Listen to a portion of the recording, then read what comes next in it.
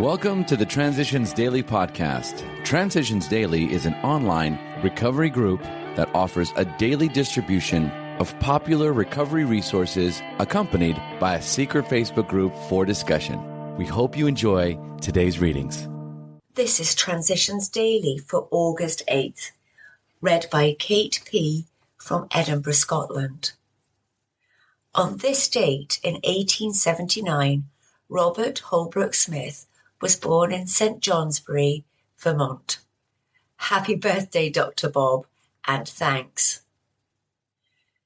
AA Thoughts for the Day. Growth. Regardless of worldly success or failure, regardless of pain or joy, regardless of sickness or health, or even of death itself, a new life of endless possibilities can be lived if we are willing to continue our awakening through the practice of AA's 12 steps. As Bill sees it, page 8. Thought to consider. AA is not something you join, it's a way of life. Acronyms. Program. People relying on God relaying a message. Just for today. Criticize neither, from word of mouth. In my view, there isn't the slightest objection to groups who wish to remain strictly anonymous, or to people who think they would not like their membership in AA known at all. That is their business, and this is a very natural reaction. However, most people find that anonymity to this degree is not necessary or even desirable. Once one is fairly sober and sure of this, there seems no reason for failing to talk about AA membership in the right places. This has a tendency to bring in other people. Word of mouth is one of our most important communications. So we should criticize neither the people who wish to remain silent, nor even the people who wish to talk too much about belonging to AA, provided they do not do so at the public level and thus compromise our whole society. As Bill sees it, page 120. Daily Reflections. Made a list. Made a list of all persons we had harmed. 12 Steps and 12 Traditions, page 77. When I approached the 8th step, I wondered how I could list all the things that I have done to other people, since there were so many people, and some of them weren't alive anymore. Some of the hurts I inflicted weren't bad, but they really bothered me.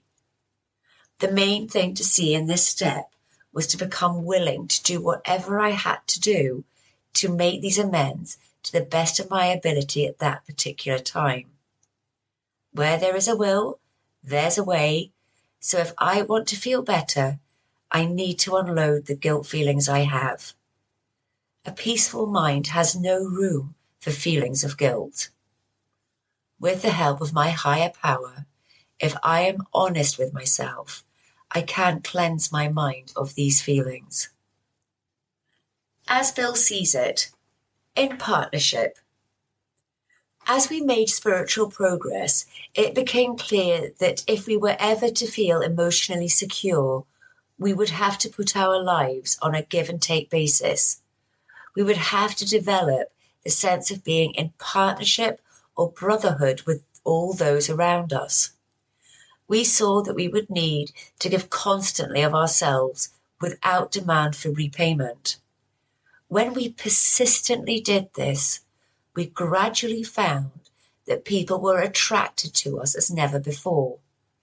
And even if they failed us, we could be understanding and not too seriously affected. The unity, the effectiveness, and even the survival of AA will always depend on our continued willingness to give up some of our personal ambitions and desires for the common safety and welfare. Just as sacrifice means survival for the individual alcoholic, so does sacrifice mean unity and survival for the group and for AA's entire fellowship. 1. 12 and 12, pages 115 to 116. 2. AA Comes of Age, pages 287 to 288. Big Book Quote. There is a principle which is a bar against all information, which is proof against all arguments, and which cannot fail to keep a man in everlasting ignorance. That principle is contempt prior to investigation.